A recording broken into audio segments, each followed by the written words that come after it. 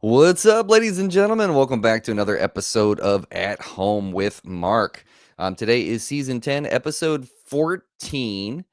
And right before we went live, Anthony and I were talking about something that makes this even cooler. But we have Anthony Hernandez from Marla Amps on the show. Anthony, thank you so much. Hello. Thank you. Thank you so much. Yeah, man. So for people that don't know, my family and I took a little vacation to Asheville, North Carolina, about 3 or 4 weeks ago-ish, 3 weeks ago, and for spring break. And I met one of my pals there, Mike Savilli from Danger Muffin, on Friday because my family went to the Biltmore, and I had no interest in doing that, Anthony. Yes. Not Good to be a call. dick, but I just was not like, yeah, sure, let me do that. So Mike took me to a guitar store in Asheville called Heyday, and Anthony was there and working behind the counter, helping out. You help out there. We can talk a little bit about that. But you're only there, you say, on Fridays, and that's the day I happened to be there, And which I is was like, crazy. yeah. I was like, where do I know that guy from? Who, And Mike? no, you. Me? Yeah. Oh, oh, So really? yeah, I didn't tell you this, but I recognize you. So I'm there one day a week. I do other things on other days, but primarily I'm just sitting there with a soldering iron or a drill. Um, but it was actually that I went down this giant Scythe guitars Oh, yeah, rabbit yeah, yeah. hole, and I watched I recognize you from that interview. Oh, with the With twins. yeah, yeah, with Sean and who's the other one? Mark? Sean and Yeah. no, Mark. right? Yep. Okay, Mm-hmm. awesome. And then I Yeah. recognized I was like, man, where do I know this guy from? So That's so funny, man. yeah, It doesn't happen to me. I mean, like, I'm doing all right on my channel and everything, but like, that's maybe happened like twice, and one of them was at NAM. You know what I mean? Like, yes, so it's obvious someone's gonna notice you. But that's cool, man. Like, that's fun. But it was great because there's anytime I go to a new city, there's two things that we do. My daughter and I love doing ghost tours awesome. because I think it's a great way to see the city and get to know the history of the city. Like I was telling you guys about how we heard about that whole debt repayal from the city of Asheville from when the big Yeah, collapse in the stock market, the Great Depression. honest people here, honest people. Yeah, it's so cool, and I like to go find guitar shops that I've never heard about or I don't know about or I maybe never will get the chance to visit again. And I went there and I told you, I was like, did you guys sell that special, that Les Yes, Paul special? Because I told my wife, I was like, dude, I might come back with this guitar. And it was gone already. But you were so nice, and we got to kind of hang out and talk for a while. But tell me a little bit about, because usually when I start these, I like to hear about people's like earliest musical memories. yeah. So, like, tell me about your earliest musical memory. Oh God. All right. Um, I mean, like I grew up with two opposite ends. My mom was into like anything from Motown to Beastie Boys, and my dad was into like Cars, REO Speedwagon. Um, and yeah, and I kind of like I think so many people in my age group started out with like ACDC, Skinner, all the kind of the classic rock things that their parents were into. Yeah. And I think my parents were a little bit younger than most of my peers' parents, so their taste was a little bit different. Um, and yeah, so I never really grew up with rock legends. Like neither one of those genres had like your guitar hero. So I didn't have anybody to like idolize as an early kind of musician or somebody getting into it. So yeah, I remember I was probably 10 years old, maybe somewhere around 12. And my brother had gotten a guitar. He traded a skateboard for a guitar and he had it in his room, right? Like Like, that, straight up? yeah, like here you go. Yeah. The guy he traded it for played in this band, a demonstration, Kill When He Dead, the larger like metal bands that grew up in our small little town, our little small, yeah, middle of nowhere town. But he traded like a Strat style harmony guitar, 3 single coil maple neck. And I remember going to his room once, picked it up, and I was like, I'm gonna rock out. I'm gonna rock so hard. Broke a string instantly. Like, went straight to my parents, like, hey guys, Lex is gonna kill me. can we go get a guitar string? I need to figure out how to put this on. And sure enough, I didn't know what I was doing, but I looped it through. I tied it. I probably tied it like a shoestring knot, and then just like ran out of the room and like I was like, he'll never know when he gets home.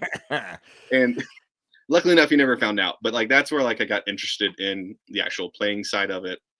And my grandmother will be the first one to tell you that, and she reminds me every time that I stop by and see her. But she's like, I took you to get your first guitar, and Nice. That's and amazing. How old were you? 13 maybe 12 or 13, somewhere around there. I was still in middle school. Okay. Yeah, it was a Squire J bass pack. Oh, Yeah. okay. All right. So your brother was older. How much older? Yes. Yeah. He was probably 15, 16 at the time. Okay. Has he stuck with it?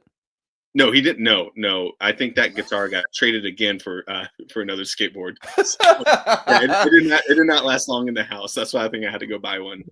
Full circle. Full Yeah. circle. That's amazing. Okay, so this is amazing. I love when this stuff happens because this happens more often than I ever thought it would. But so like I didn't grow up in a household with like music that I like now. Yeah. Like my parents listened to some stuff, but we didn't grow up with like music on in the house all the time. And it sounds like your parents had awesome taste in music. So like did you feel like early on were you like gravitating towards their music for a bit and then you split off to find out like what other stuff you would want to listen to, and how old were you at that point? I think around maybe a little bit before that same era, I gravitated towards like, I was a younger sibling. So like whatever my brother thought was cool, I thought was cool. So he was around in like the 311 Sublime kind of boom in the 90s. So my first album was a 311. I think it was Transistor. Okay. Which, holy It's a cow, you should be a later record. therapist. Yeah, you should be a therapist. You just uncovered so much of. But yeah, that was a later record. I am a little bit younger than my gray beard might lead you to believe, or I just got into music late. But yeah, I mean, it went from like 311 to Weird Al Yankovic to like Sublime, and then like kind of like went like Dr. Dre came after that. It kind of went all over the place. But yeah, as he kind of went more into like the rap scale, I was like, oh, what's punk? What's hardcore? Like, what is like everybody else in these circles wearing like No Effects t-shirts? So Mm, from there, from like that, like kind of like I don't know, 90s grunge area, I immediately kind of went into like a punk rock, and that turned into like old school hardcore, and then that like shifted over here to like tech metal, death metal, and that's when like that uh, that hardcore to tech metal, death metal is when like I started like actively playing in bands, and it started shaping who I was as a guitarist. And that's probably because I cared nothing about learning other people's musics. I just wanted to like get behind the instrument and just like be loud. right. Uh, Okay. and I didn't have to learn theory for that. I didn't have to solo. I didn't have to collaborate with other musicians. It Right. was just a few power chords and being angry. Now, let me ask you this. Did you, as far as punk rock is concerned, did you start by exposure via 311 and like was like Green Day, like, oh, what's that? And then you go backwards to like Minor Threat and like Fugazi, like Black Flag. Like what was the iteration? Because I feel like you always Yeah, start kind of in the now and then you like distill, okay, so like this band was into these artists, so I need to go backwards. Like what was yeah. your trajectory? I think a lot of the punk rock I was into was either like do you remember Melon Did you ever listen to them? No. No. Oh God, who's some other bands from that era? We had in Chapel Hill, we had a huge punk rock scene. Mm, And it was awesome getting to like chat about this with a dealer. There's a dealer out there, Twin House Music, and just talking about like going out to the 501 and listening to like the Scaries and what was their band called? There was there was a killer punk rock scene out there. Um, God, I'm trying to think of not Alley with an Eye was one of them. There were a few, but that was also when listening to that I discovered Darkest Hour, like pretty like fast thrashy hardcore band, and that's what okay. like shifted me like almost immediately. I was like, oh my god, there's something faster and heavier and crazier than punk rock. What is this? And watching Darkest Hour go up on stage, they put the guitar like on their string, like on their shoulders, and play it like a machine gun. And I was like, oh my god, there's theatrics too. What is this? Yeah, Um, man. yeah, it's crazy. Like when people ask about, like, nobody ever asks these questions. So now I think about, like, it's like that's when I fell in love with the Les Paul too, watching Schleibaum just shred and just like tremolo pick for 30 minutes straight. But yeah, I don't know if that answers your question. I started rambling, which is my superpower.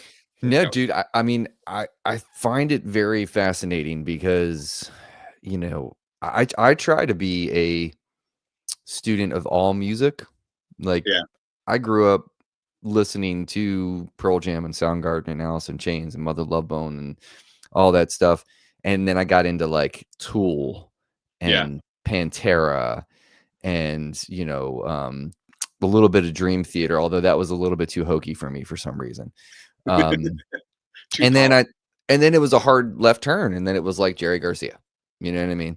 And Trey Anastasio. So it's like, but like even to this day, dude, I'll get in my car and I'll pull up stuff that I listen to. Like I listened to Undertow like 2 weeks ago. Yeah, And then, and I can't do that with my family in the car because they're like, oh God, what is this? But regardless, I find it interesting because like all that stuff makes me who I am. yeah, So like for you, as far as a guitar player, all that stuff makes up who you are as Anthony. So it's like I wanted to find out, basically like from cradle to now, meaning cradle like the first time you picked up a guitar yeah. to now, like how has that changed? And like have you kind of gone down dark alleys with different kinds of music where you're like, oh, this is the lighter side of Anthony and this is the thrashy side of Anthony?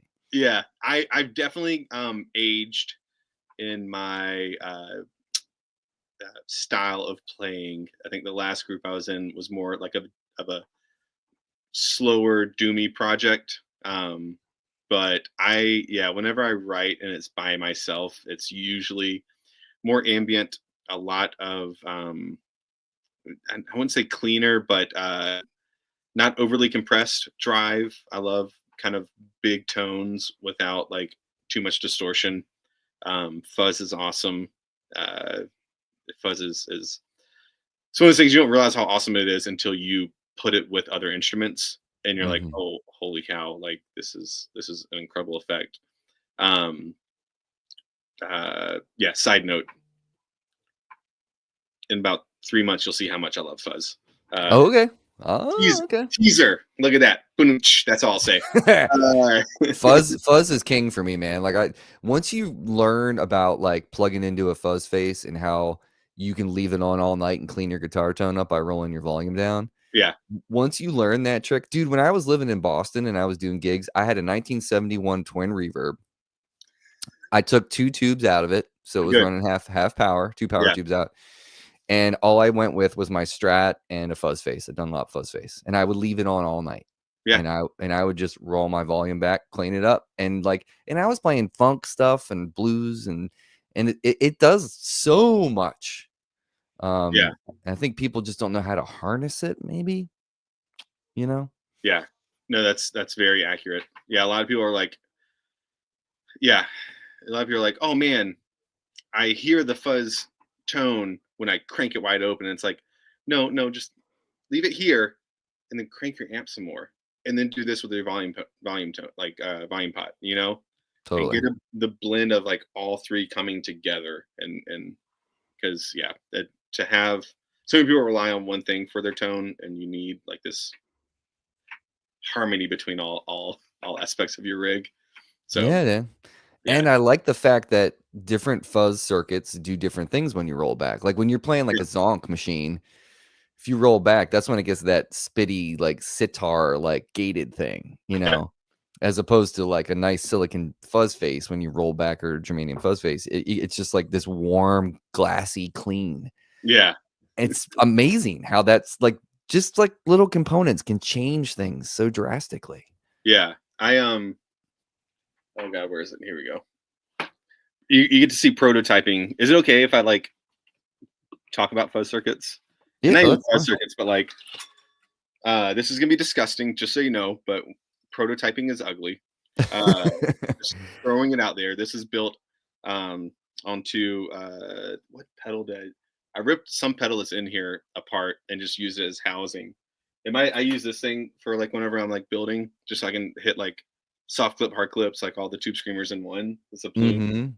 Mm-hmm. Um, but I shoved this thing in there, and I just like went through 20 little uh, transistors, germanium, silicone, like everything, just trying to find like the perfect blend between these two. They're on this circuit, and it was a good week of like forcing myself to spend 30 minutes a day of like, all right, I'm gonna solder this in.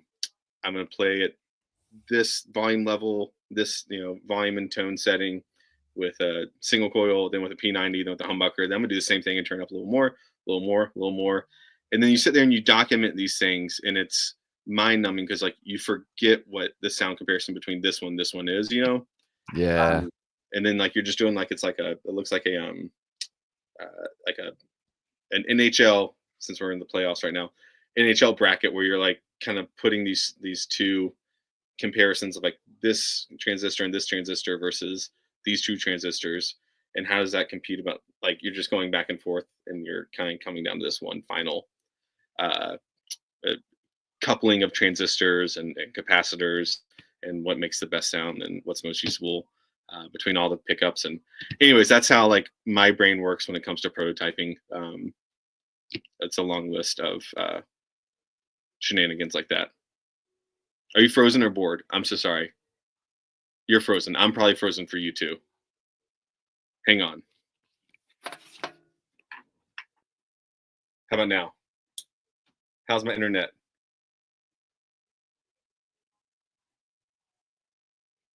Oh no.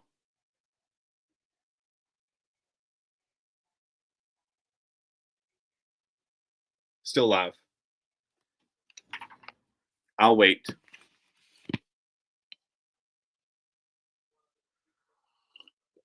Well, it's just me. I don't know how I can entertain everybody if it's still recording and I'm here by myself.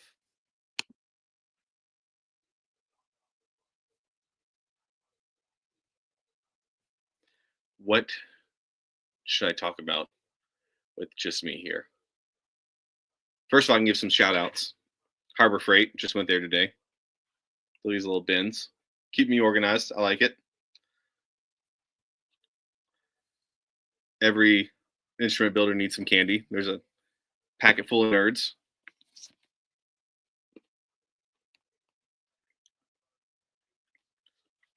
Ordering Moe's burrito.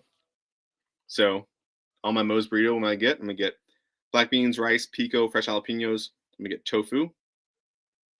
That's another good one. What else? Cilantro. Of course, I got fresh jalapeno. You gotta keep it spicy. What else is there? Lime juice. Yeah. And they had that new poblano crema. There we go. And I'm back. Hey! So it's been storming here all day, and this is the first time today we've lost power. So there you go. Perfect timing. Anyway, so you were working with the transistors, you were swapping a bunch of stuff out, and then I lost you. Yeah. Well, and then I also let everyone watching read my Moe's burritos order. So thank you for filibustering. yeah. All right. So apologize for that, but No, we can all yell at Fios. So you're working on that fuzz, swapping out transistors. The last thing I heard you say was it's hard to compare, like when you kind of keep switching between each of the values. So yeah, I build like an NHL style, like Stanley Cup playoffs bracket. Anthony, can you see the live chat window? Yes, I can. Well, I can see you type that if that counts. I build a bracket, and then I go through, and like each team is like a set of transistor setup. That's great. One on the first game, stage one on the second, and then they compete against each other, and like end up with like whoever's in the center, and they win the Stanley Cup. I Which love it. brings me to another point. That's exactly what the Carolina Hurricanes are going to do this year. Just throwing it out Oh, look there. at you. All right. It's All happening. right. It's happening. All right. All right. So then you're teasing this. So are you, well, you don't have to tell me this. I'm going to ask you this and you can tell me to shut my mouth. Yeah. But It's are it's it's in my game plan to be full fledged in 2028, 3 years doing from now. doing pedals or putting this Yeah. in your amps? Doing pedals. Okay. All right. Yeah. All right. Yeah. That sounds great. Man, so let's talk really quick because I want to touch on the things we talked about right before we went live. Yeah. So because you have an interesting career path. So you worked at Moog. Yeah. I want to hear, because you kind of alluded to this, but I want to hear how that parlayed into Marla. Yeah. Oh no, it's storming again. There you go. Okay. It it parlayed with a bunch of oh god, how do I politely say this? When I was out of the office and getting to work closely with our partners, I felt like I was a very useful tool for Moog. Um, and I felt like I did a lot of good things for Moog, and especially to help share our company ethos, our brand values, to like evangelize Moog and the company that it is. I loved getting out and getting to help our customers, which are like, I worked with our key accounts in the US, so like Sweetwater, Guitar Center, got to like cherry pick like Chicago Music Exchange, Oh, nice. like, yeah, there's a bunch of like really cool companies. I got to like say like, I want that company, I want that company. Even like, I don't know if you're familiar with like Alto Music, probably one of like the nicest purchasing teams I've ever met, and they're incredible. um but getting to like go out into the world, hang out at Sweetwater for a week, and like just to work with people and answer like questions, especially like as a guitar player, and they're mostly guitar players, getting to help them understand like, oh my god, it's the exact same thing. It's just knobs and pitches versus like strings and frets. Um, that's where like I feel like I did a lot of work. When I was back in the factory in the office, I never did well with like standing still, like sitting at a computer I can and see like, that, and I barely know you. yeah, right. Like I I have to eat nerds the entire time I'm sitting in here, and like and whenever I'm building, I'm watching like channels like you. That's like watching the sci interview. Like, um, I have to have like so much noise going on in my head, or I just like go stir crazy. And so it led to a few good things with Marla Amps. I spent a lot of time trying to learn the best I could from everybody in the building.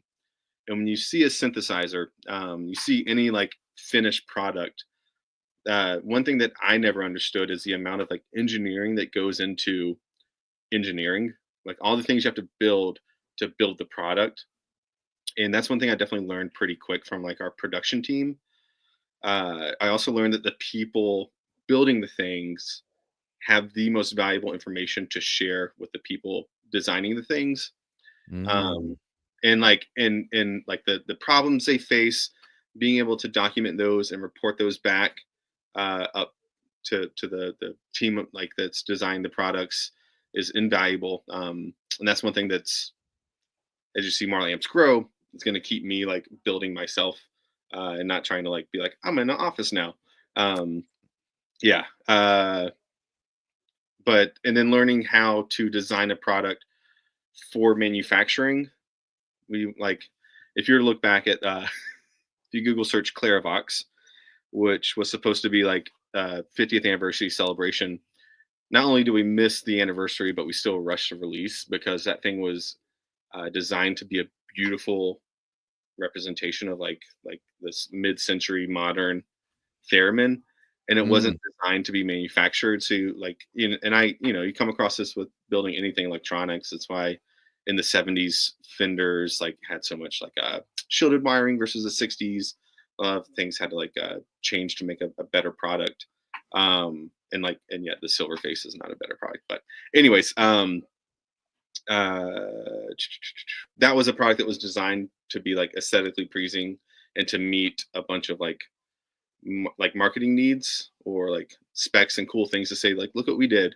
and it wasn't designed to be manufactured, and that's why you see this thing take 2 years to come to market after like people had already paid for it. Mm. Uh, so having that, like, granted, my like job role was in the commercial side of sales and marketing, learning about the manufacturing, learning about go to market, learning about all the things that kind of constrain success, is one thing that's like really important to me to learn.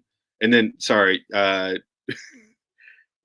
yeah, do you want me to talk about how I started building amps while I was there? Is that what Yeah, I mean, is it okay. two dudes with ADHD talking to each other as we go? Yes. um, so well, yeah, I mean, I would like to know. I mean, it seems like all that stuff informed your decision. Like, were you like thinking about doing it, and you're like, no, I'm doing it. Like, Yeah. was there a moment that you're like, I'm doing it? Yeah, and I had, like, I'd done the generic, like, build a kit and then rip it apart and rebuild it and rip it apart and rebuild it and do stuff that's different and fun, and I had done that a few times. Uh, Heyday Music, they did this, like, large purchase from somebody who was trying to unload a lot of stuff. Uh, they asked me, they said, "Hey, we have all these empty cabinets. Will you build some guitar amps for us to go inside of here?" So I just started ordering these, like, empty Hammond chassis. I don't think I have any down here, but they're like 8x4.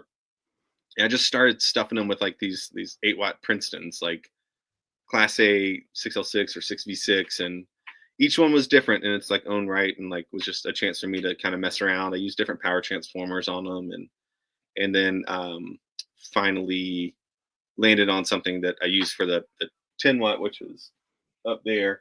Um, in that yeah, it was awesome. Like, there's a few people in town who still use them today around town, and their remarks about the gear that they stopped using and like turned this into like the centerpiece of like their pedal board and amp section. That's what kind of gave me the idea of like, all right, maybe I should think about doing this full time. Hmm, So I started doing a dude, bunch of art. Yeah, that's crazy, man. All right, so what is fun to me about this conversation is having I've got to play through two different amps of yeah. yours. Did you play the one on the bottom too? Oh no, it's a storm.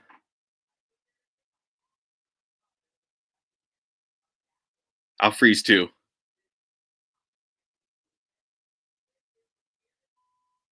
When he gets back, he won't know.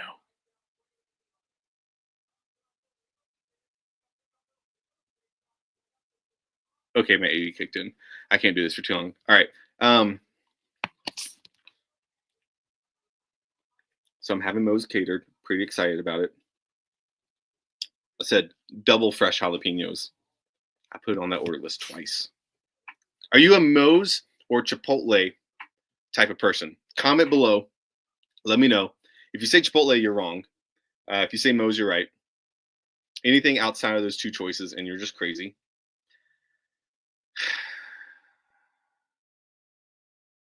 Shout out to Heyday. I think they already tagged it. Oh, there's Juniper. Yep. And you're about to meet Opie as well. He's gonna come in here like a wrecking ball. We'll be right back.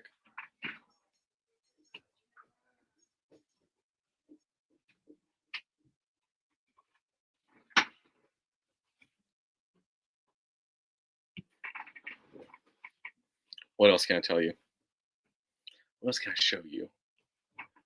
How about this? While we're waiting, the Marla S44. Look at that. What do you think that is? What do you think that is right there? I think we know it's a 5-way selector switch. This thing's pretty cool. I'll tell you about it while we're waiting. Let me pull one of these out. Coming out this summer. Limited run. Only be made from, I think, July until December. You got a bias section for the preamp. Yes, that actually biases the preamp V1. Swings it from like 150 volts to about 240 volts. You'll get some more depth and texture. You can dial it back and kind of tame that. Pretty subtle, but also to somebody who wants some extra oomph. pretty cool. This is a prototype one. On the normal ones, it says signal, so that's your input, right? Then you got loudness, that's your volume. 5-way selector switch. Look at that. Look at that. It's pretty sweet. So it's supposed to mimic like a strat tone, going kind of mid punchy on like the bridge, to like even balance in the middle, and then all the way up to something kind of more rounded. And then there's a blend at the end of it. And he lost power. Did you lose power? I lost power. I'm using my phone as a hotspot. Oh my goodness. Probably can't. This is the first time this has ever friggin' happened in 230 episodes. BB can attest. All right. So you're not going to be able to see me really well. There you are. We can get super creepy. But all right. So continue whatever you were doing. I'm sure BB had a question. I forgot. Maybe yes. That's exactly what I'm doing, BB. Nice. So I'm going over something that's coming out later this year. And you might dig this. This S44L, it's gonna be a limited run. This is like a response to people saying like, I want a louder version of your 10 watt, which is one of the two that you played. Yep. Once again, I'll talk about hockey, but the Capitals, who are going to lose to the Canes tomorrow, their fight song was Darkest Hour. And so alongside that note, whenever you go to like a hockey game and they play like The Offspring, insert anything from the 90s, like I call it stadium rock, anything that you would hear like as an opener. Look at that. There it is. There we go. I'll do something like that. Is that a reading light for your books? My freaking phone. Oh, really? Yeah. Oh my gosh. Keeping on that battery. I know. I think we're good. Anyway. So yeah, so what I was gonna say is, having gotten to play through both of your amps, what was cool about it is Mike brought his Heritage, which I've never played a Heritage, so I wanted to play that. Yeah. And it never feels comfortable when you're playing someone else's guitar. His action was a lot lower than I keep mine and stuff, but that's neither here nor there. But I remember playing through it, and then after I was done, I was like, oh man, this is cool. And he was like, I'm glad you didn't talk shit, because that's the dude who builds them. And I was like, no, it sounds great. So because it's it's like got the punchy vibe, like because your amps felt very immediate. Mm-hmm. Like, what makes an amp do that? To me, quality components. Okay. When you look at my amps, you see like it's clear to see that I strip things away. Like it's clear to see like there's no Tolex. It's clear to see that like, what else do I strip away? Tolex. I also don't like EQ sections. Like my 20 watt is something to where you can get your mid boost, you can get your top end boost or low end boost. I don't really believe in mid scooping, so I kind of omitted the ability to do that. But bring those two together, you can really EQ it with those two channels, like blended. The 10 watt you'll see get reimagined into like a 15 watt that will have, I call it like a low pass and a high pass. It's just bass and treble, but it's nods to my time in the synth industry, because those are like filter controls on a synth. But stripping away a bunch of like extra resistance that you don't need, using high quality components that really kind of like move electrons better than anything else in that price point can. And then like building things like designing things to be manufactured saves me a lot of like initial cost. Like all my chassis like are the same. I just put a different faceplate on them and cover up some of the holes, which a lot of people do that, but yeah. I think what needs to be said too is like, and I think this is the underlying current in the gear industry, and I heard the dudes from Casino talk about this as well, in terms of how affordable your amps are for the quality that you're getting. Yeah. And that is the most astounding thing to me, having played through both of them, is just like, you could compete with any drummer in any room, and get great tones and throw your pedal board in front of it and be happy forever. Yeah. And it's under $1,000. That's unheard of, Yeah. especially since it's everything you're building everything in the U.S. with parts and that are sourceable in the U.S. Right? Like, Hmm. so you're Yeah. doing everything you Go ahead. can. No, I was just gonna say you're doing everything you can to keep everything, domestic too, which it's unheard of, and like I don't understand how you do it, to be honest. Yeah. I mean, I definitely kind of had this business built around velocity as opposed to like, I'll sell one a week. It's like, no, I'd rather sell, 8 a week, 6 a week, Hmm. um, and focus on velocity and grow from there. And like, there has been, not to say like everything's like insanely green grass everywhere. Obviously, I work, 3 jobs. But one thing that the casino guy said, and this is true for like every single dealer that I've reached out to, and I've probably reached out to 50 dealers across the US already last year when the 20 watt came out. Hmm. The reoccurring response that I get, whether it's said outright or just said passively, is like, it's too good to be true. Like, Right. like, and like, and some people will just say it in the form of like, yeah, we don't really want to sell anything in that price point, made in America. And it's like, it's the same, Why? it's the same electronic components as like, I won't throw a different price tag out there, but like in a much higher price tag, like Hammond transformers, Heyday transformers, you see what they're used in, and like, and those are like the most costly things. And the fact that I'm using like 3/4 inch pine versus particle board, like a lot of the imported stuff, and like some US builders still use like the plywood particle stuff, which to me, like one of the big things from my, the Marla sound is that like that pine and then no Tolex kind of weighing it down. Um, Yeah. so I really, really dug that the natural finish. That's just like it doesn't look DIY. It looks like a very professional made amplifier, but there's something about it that has like this homegrown kind of like, I don't know, pride yeah, about it. You know what I mean? Without being like, look at me, look at me. It's just like, boom, like here you have it. You know what I mean?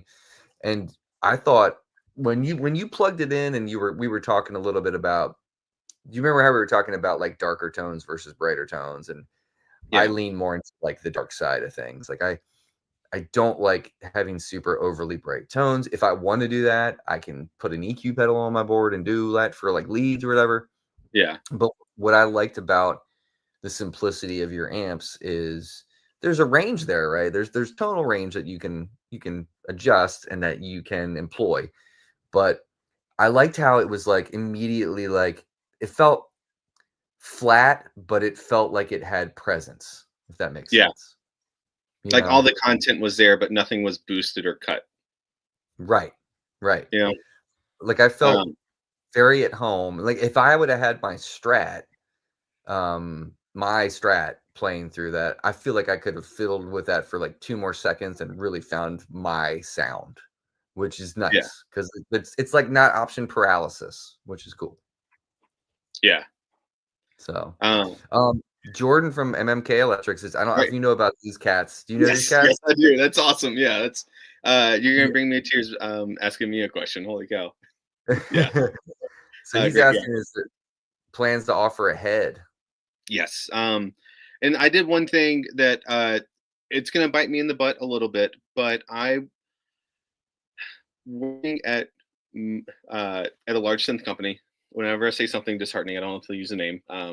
But working there, I saw plenty of times where we would do like a sales promotion or just somebody would naturally buy something. And I knew like, oh my God, something that's gonna be better suited for you is gonna come out in a week, or like, oh my God, I know that we're about to do a sales promotion starting tomorrow, and you just pay an extra $200. So one thing I did, and I telegraphed everything that I'm gonna do this year. I said, this is everything I'm going to do. If there's a better suited product for you in this list, wait for it. That's Don't buy awesome. something from me now just because like you want to support. Like wait till the right thing comes out for you. That way you're not having to spend money twice. One of the things that's in there is heads. There's a there's a 40 watt, I call like the amp you played, the red one, is my 20 watt. It is an old that thing went to NAMM and back twice. And they got beat up a little bit on the way. But to me, that's like, in my opinion, like those pro amps and twin reverb sounds like as big and clean as you can kind of get, or crunchy, like without getting distorted. It's that in a portable way. And then you'll see me do, it's actually uh, the first one I ever built. It's a 40 watt, and it's got like push pull pots on it, but sorry, they're heavy. It's got cathode bypass for like a boost, essentially mid top end boost. For the people who say my amps are too dark, that's your bright right there. It's got channel jump, which I'm thinking about getting rid of this. And then it's got a tone one, or a volume channel one tone cut down here. I want to give people more tonal control over channel one on the 40 watt. But this thing is also voiced to be more like a V3, just like loud as hell. Like, Oh, cool. Yeah, the 5v3 can't get loud enough without driving. And I wanted something where somebody was like, I love the 5v3. I don't take it to gigs because it's not loud enough, and I don't trust the sound guy to mic it. So I wanted to build something that's like, all right, cool. Here's something loud enough. You can crank it. And what was the other? Yeah. And it still is in that realm of like, I call it the S family, like the kind of American classic Tweed era, So it's like the antithesis of the 20 watt. So they kind of like bizarro world each other. Okay. Okay. So that one, so when you sent me the press release information, like that amp sounded like there was a lot of thought and intention and love put into that, in terms of how you want to like take your next steps. Yeah. Do you feel like, as far as, the future of Marla and everything? By the way, was that your dog, or is that your dog? Yeah. She passed in 2023, but Okay. yeah, she was my dog for like 12 years. She was way more deserving of a company being named after her than like Amps or like Hernandez amplification. Hernandez amplification will not do good in the States. Let's be honest. We can laugh about it. People will be like, no. That's so true. Yeah, be like, no, man, I don't play salsa music. What am I gonna do with this? It's Oh my God, dude. Well, I love that, because I have a dog and I love dogs, and that made me like it even more when I saw your design when I was in the shop. well, thank you. Yeah. Yeah, man. But as far as that new amplifier, like from what I read, I mean, it seems like, because that 2-rock behind me is the 40 watt version. Mm-hmm. And I can drop right? it down. Yeah, I think so. But man, it's loud. Like, I've noticed, I definitely have hearing damage the past few years from owning that. And my doctor was like, bro, if you're playing through that amp at home, because he's a guitar player, and my ENT's a guitar player. He's a great ENT, but he's a guitar player. And he was like, if you are playing that amp in your office, like the room that you have your podcast in, you need to wear ear protection. Like, I don't care if it has a master volume. Like, that thing is punchy.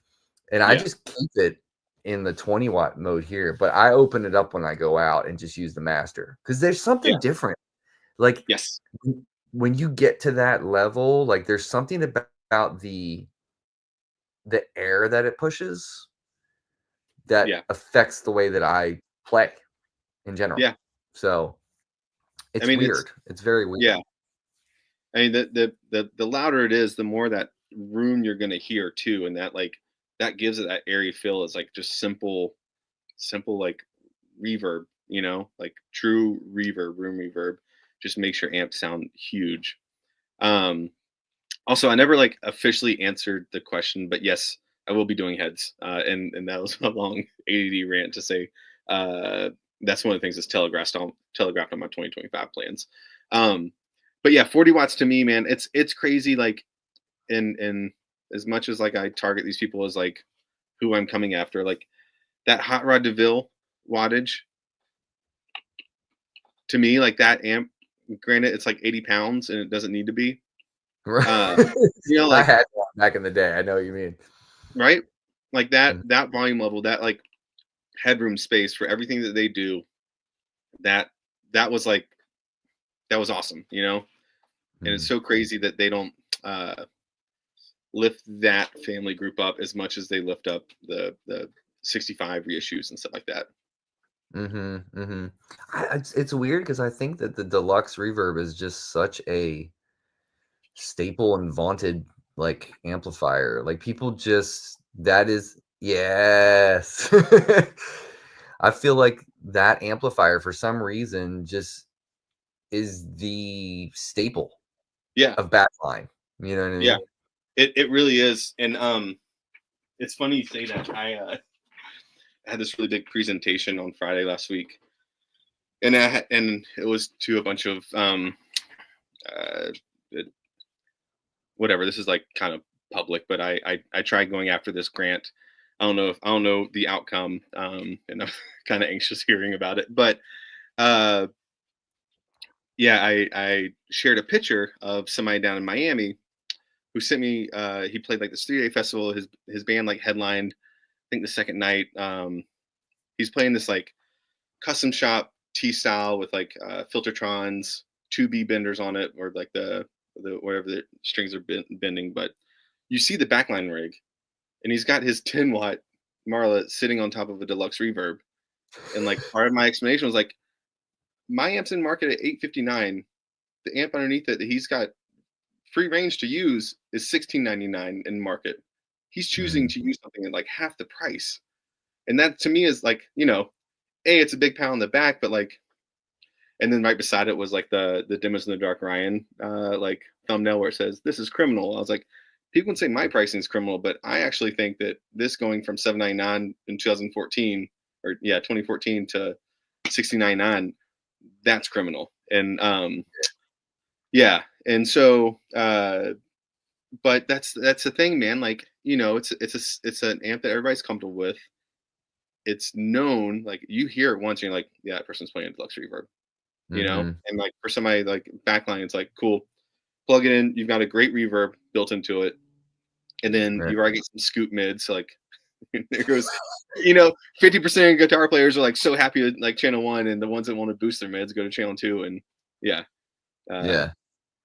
I don't so yeah, I've never I mean, I've played through them, obviously. I've had some time with it, but I never found myself like, "Oh, I love this," you know? yeah, Um, because I have another amp that's right behind me that is like that red it's a red amplifier. I was gonna ask you what that was. Yeah. So that's cool. It's like a film noir. Look at this. Oh. Anyway, this is so weird. This is so great though. Improvisation, man. Steve Jam Band. But that amp is built by my friend Steve O'Connor. He's got a company called Synaptic Amps out of Maine. Will you spell So that? Can I? Synaptic, Synaptic, Synaptic Amps. But that amp, I had him build that for me in like 2012, I think, maybe 2013. I don't know. But it's like a matchless meets black panel Fender kind of thing. Yeah, And it is doesn't have reverb. It's got 6V6s in it now, but it had 5881s, which I love more. I cool. like those. Yeah. Um, so when he came to service it and he put those 6V6s in and biased it and stuff, but it still sounds great. It's just I like the 5881s better. Um, but it's like an 18-watt amp and hand built, hand wired, all that stuff. And I think his price on it, the head, I think was like 1100, maybe something Yeah, like that. You know, that's crazy. but I find that guitar, when we're talking about like amplifiers, I find that guitar really likes it when I play a Strat through it.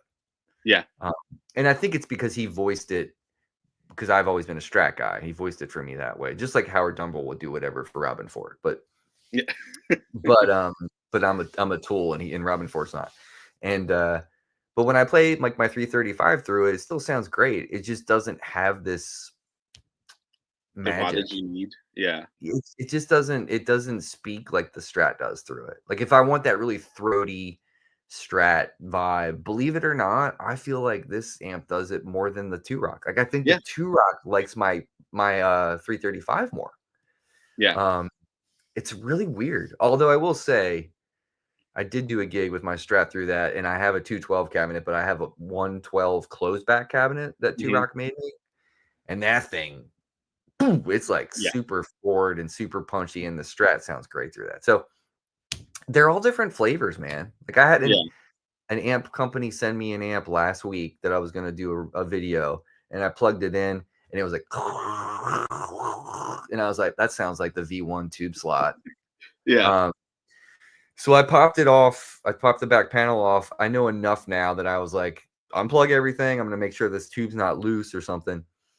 And then I hit the guy back and I was like, yo, here's a video of the amp. And he's like, oh crap. He's like, that went through QC and everything before we sent it to you. And he was like, just send it back. We'll check it out and I'll send you another one.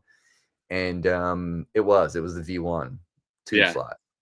And I don't know if it got knocked around in transit or what, but just the tiniest little things. I mean, something can go wrong. That's why it's like people like you who build these things, there's so much energy and time that goes into like, I got to build this so it can hit the road, Yeah. you know, Yeah. which is, And yeah, it's one of the things that like I had to learn pretty early.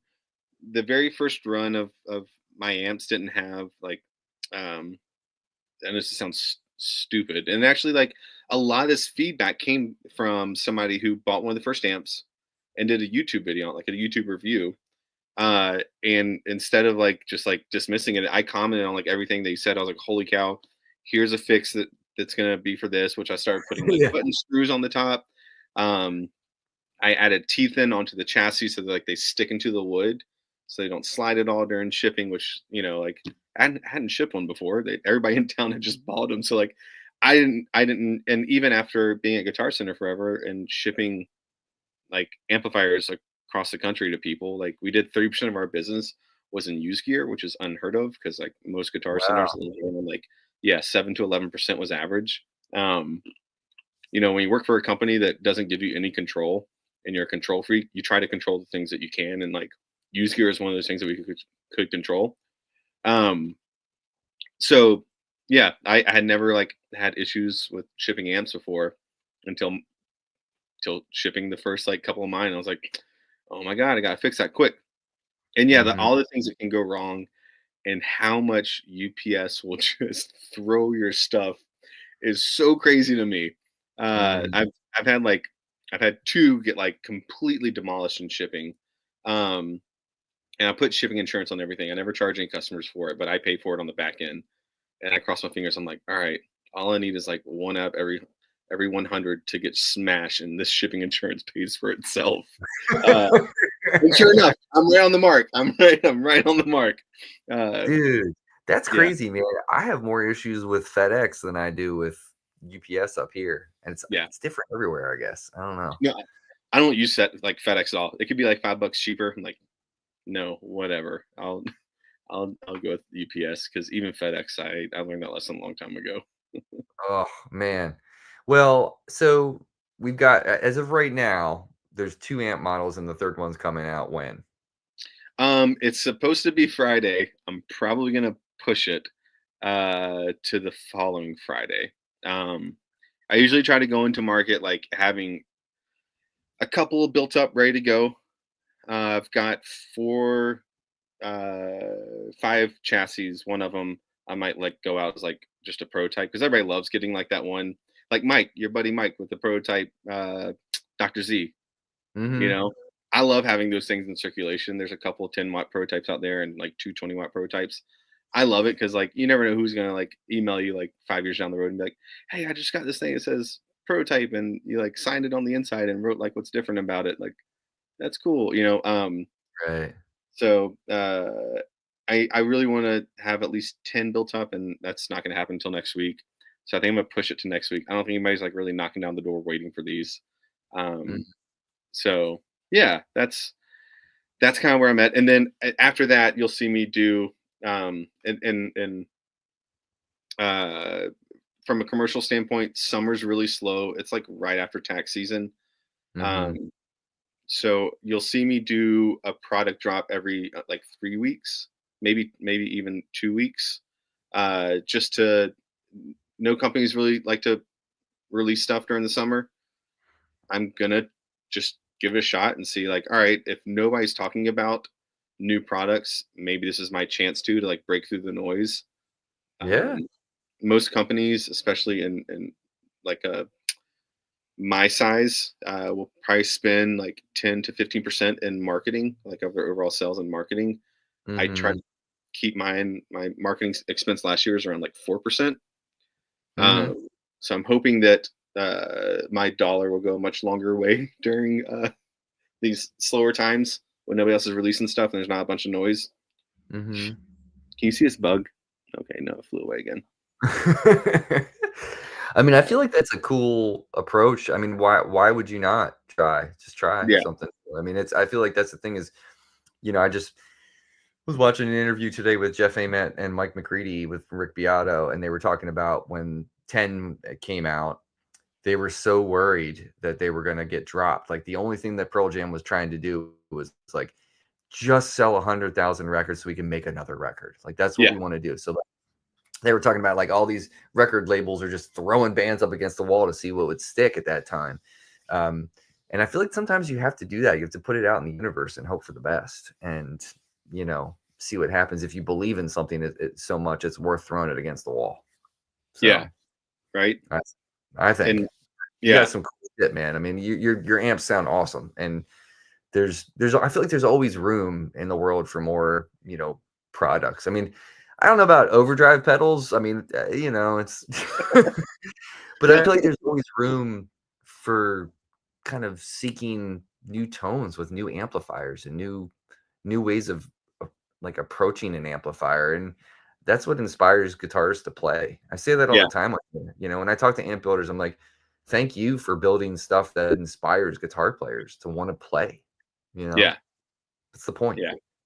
So And I will say this, as said, pedals 2027, 2028. Um, I don't think you'll see me put something out there that is going to replace something on the market that is like, oh my god, I need this on my pedal board so I can take this other pedal off. Like you'll never mhm. see me try to go after like there's no Right. better like there's no better tube screamer than any tube screamer that's on the market right now. Like so I think you'll see me try to uh there's no try. I like it. Yeah. Uh, Just put it up thank you.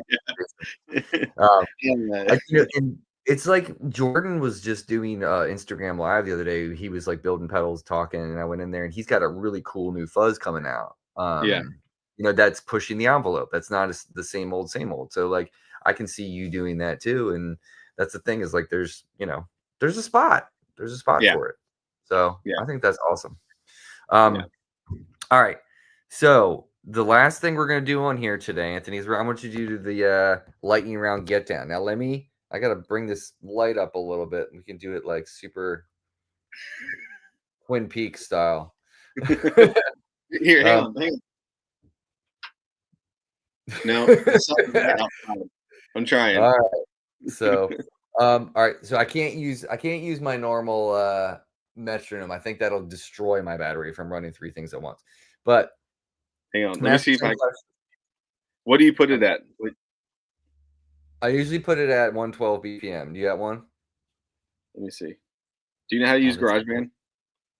I do, but it's here. Let me. I might be able to do it. Let's see. Let's see how good the iPhone 15 is. Can it handle the processing power? Yes, it can. Yeah. Oh no. Oh, okay. Yeah, let's That's use not yours. 112 though. How do you Let's just use reset? yours. We can do that. No. Hang on. I don't know. I don't know how to change. Stop. Reset. No. Oh, Got just it. leave that. Okay. All That's right. funky. Yeah. All right. So I'm gonna ask you 10 questions. All First right. one is always the same. Lennon or McCartney? See, once again, I didn't grow up in that era, so I'll take either one.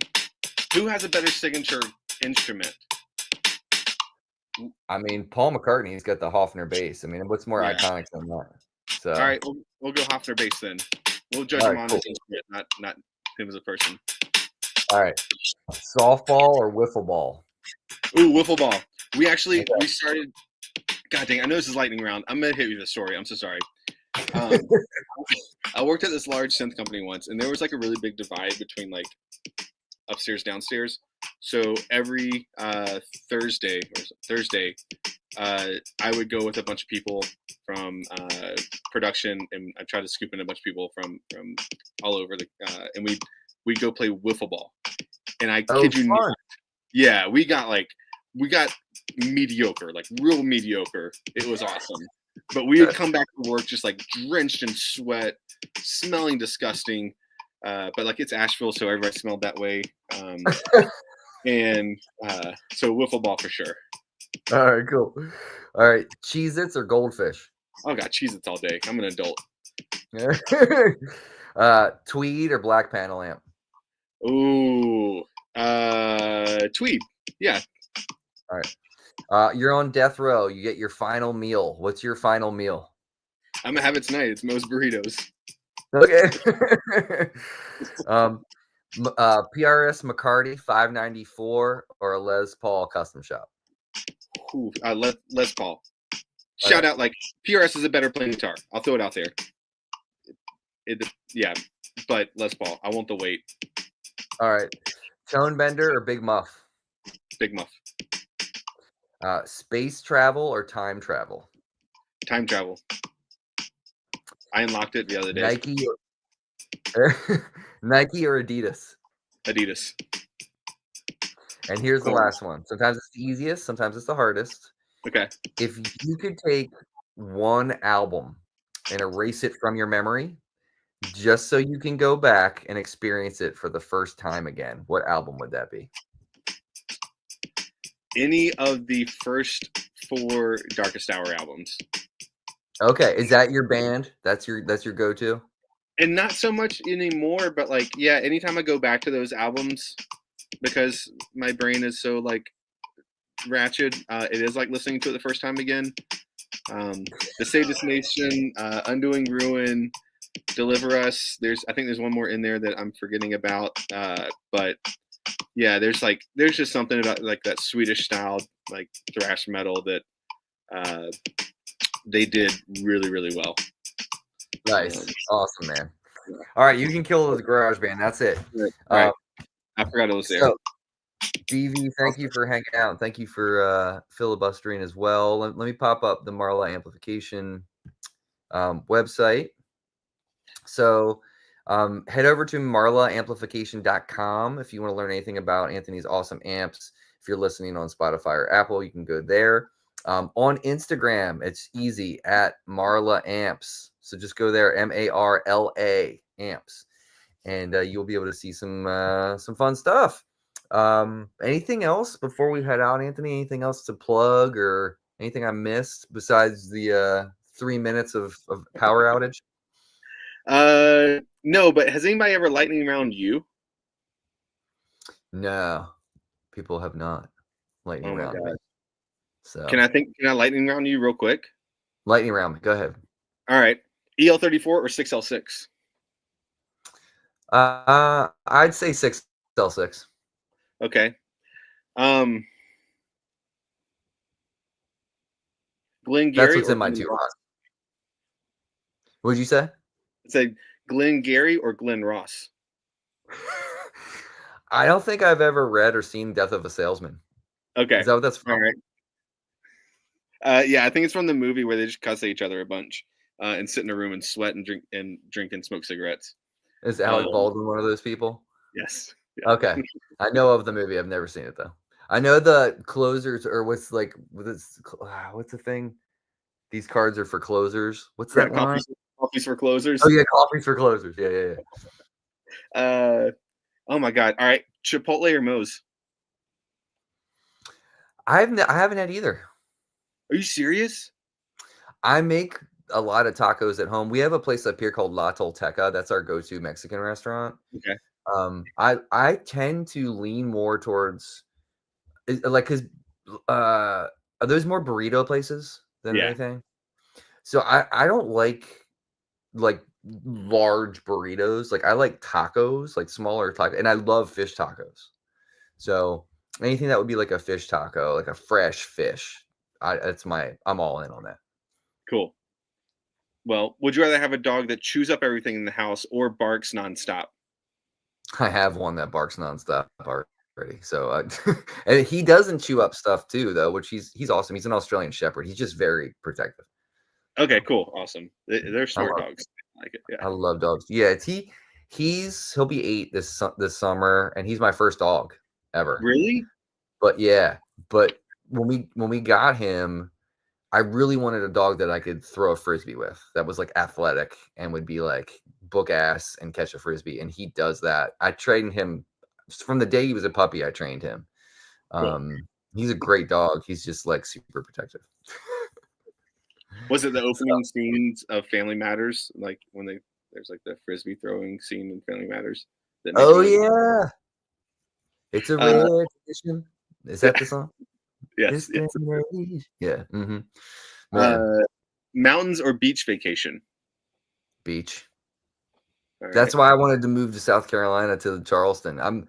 But I love the mountains, and my wife is a huge backpacker. She like has done the whole like backcountry kind of thing. I am scared of nature. So bears living in the like woods or going backcountry like 3 or 4 miles. No, thank Yeah, you. Snakes. I hate snakes. Snakes. I'm like Indiana Jones, basically. yeah. Like in car.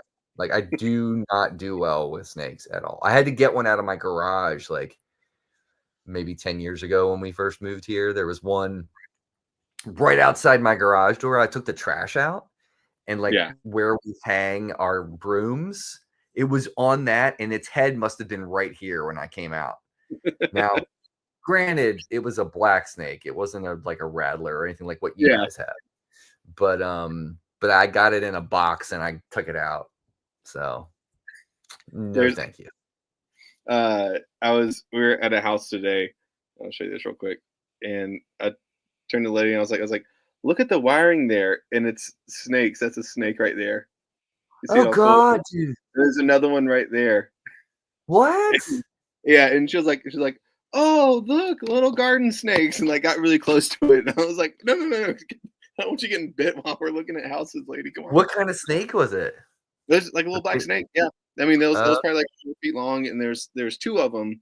So I don't know if they're like courting or what. But yeah, it made me jump. And I was like, oh my god, there's more. Started like looking all around my feet.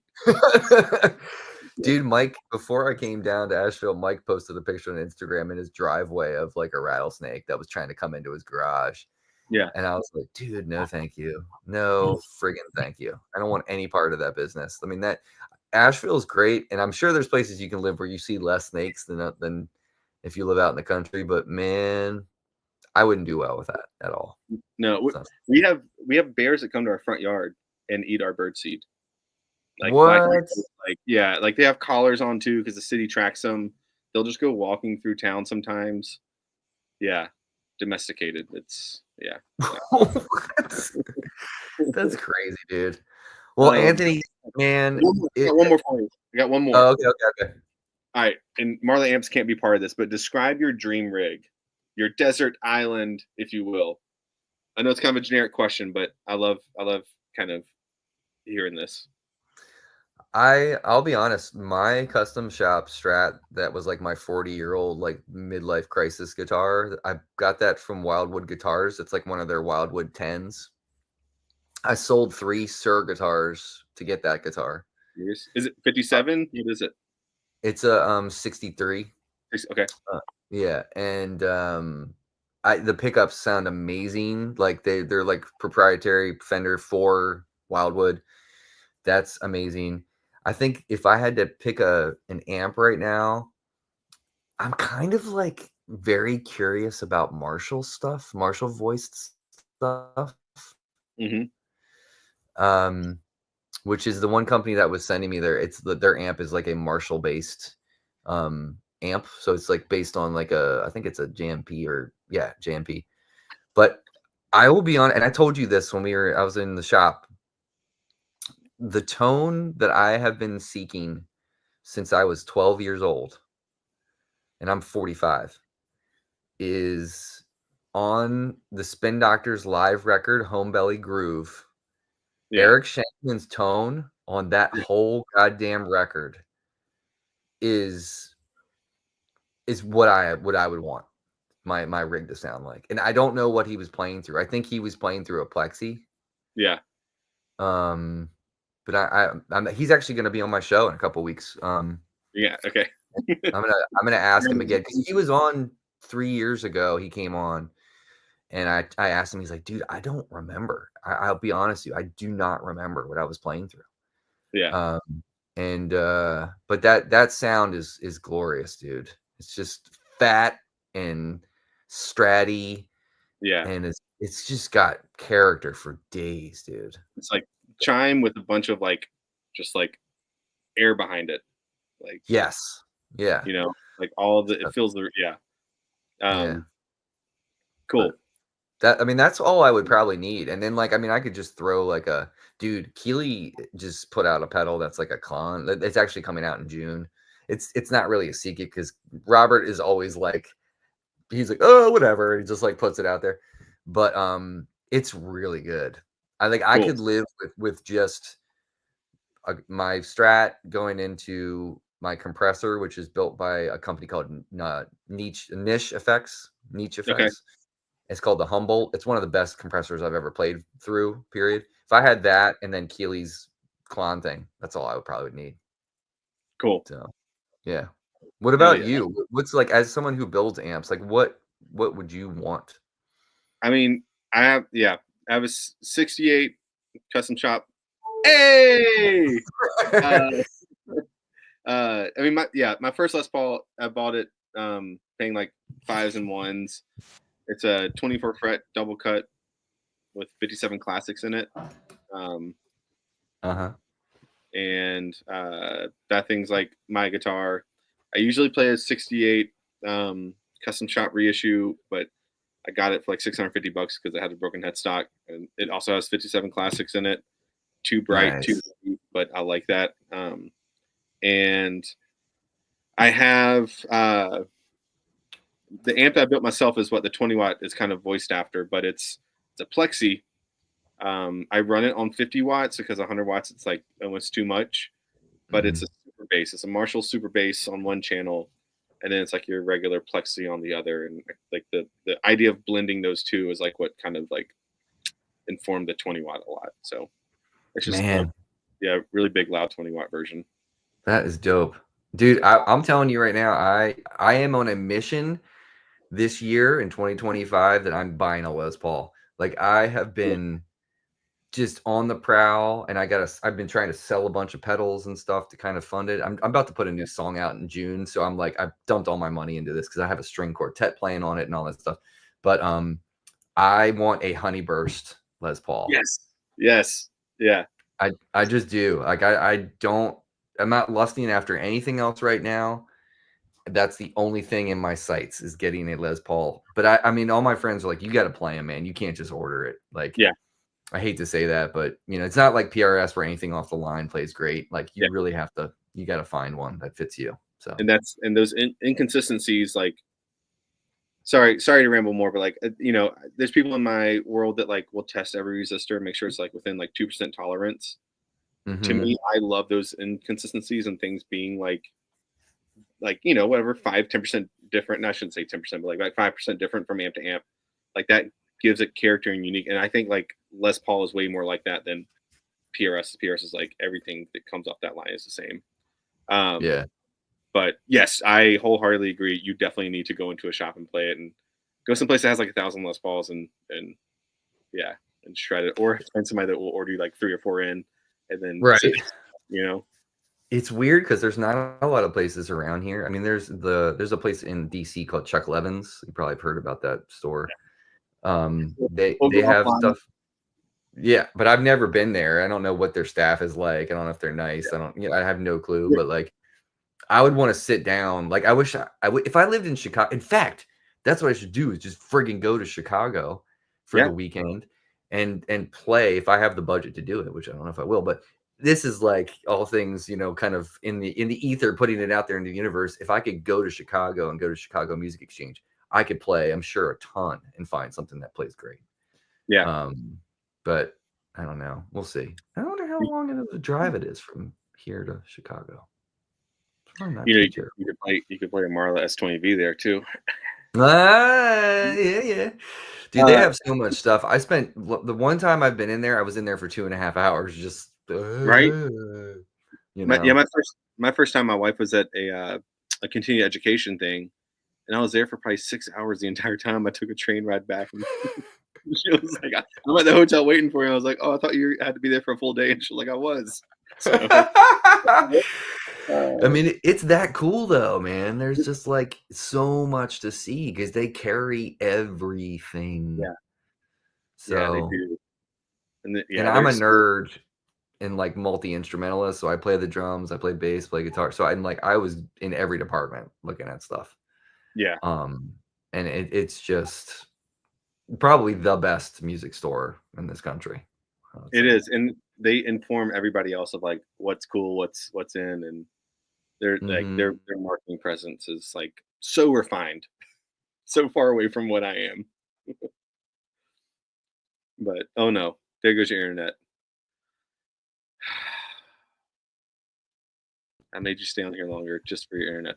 Yeah, I'm here. That was my Wi-Fi kicking off, and they kicked off my my hotspot. But anyway, All right, dude, we probably need to do this again at some point. we should do it in person. I'll just drive up there. We'll just hang out Yeah. for hours. Yeah, and bring that amp. Bring that new amp. Check out Germino, North Carolina guys that make phenomenal Marshall-esque stuff. What's the name of it again? Germino, Greg Germino. Greg Germino. He's out of my old stomping grounds where I grew up. But yeah, phenomenal Marshall stuff too. Sweet. Awesome. Well, Anthony, dude, thank you so much for your time. I really appreciate you. And yeah, we'll have to hang at some point again.